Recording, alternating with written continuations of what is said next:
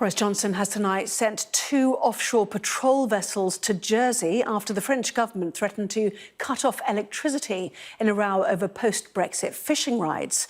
Jersey is a self-governed dependency which is geographically closer to France than to Britain. The island receives 95% of its electricity from France through undersea cables. Well, tonight's announcement follows a day of both sides blaming the other. It is important that we can denounce immediately, and I've done it with the Commission, the non-respect of this Brexit agreement, because if we accept it in Jersey, it is dangerous for all of our access. As you know, the agreement provides for retaliatory measures, and these measures we are ready to use.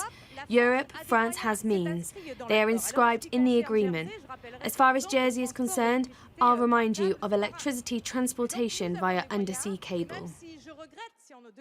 I think the threat that was made is, would be completely disproportionate and is obviously unacceptable. I mean, we are working through the agreement. Jersey have already licensed over 40 vessels. They've been very pragmatic throughout this. They've also been clear that they'll process the remaining 17 or so that have applied as soon as they put forward the data. So I think it's unacceptable to make those sorts of comments.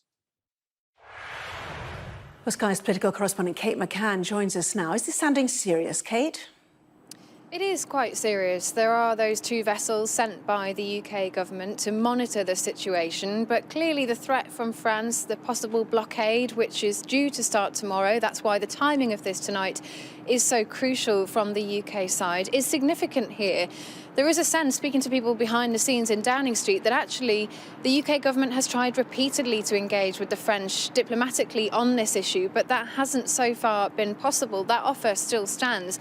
Of course, it's Jersey's right to set its own licences when it comes to fishing, but the real problem here, and it's a similar one to one that we've seen before with Northern Ireland, is that when policy on Brexit was made very quickly, there were some issues which were very tangled, which were very historical and actually quite complicated, which have since come to light where resolution hasn't necessarily been possible. This is one of them. The French, from January, when this Granville Bay Treaty was moved to the side, when the new European-UK agreement was put in place, they were saying then that they were going to appeal to the European Union to put back in place the treaty that they wanted to see continue. They were talking about war at that point.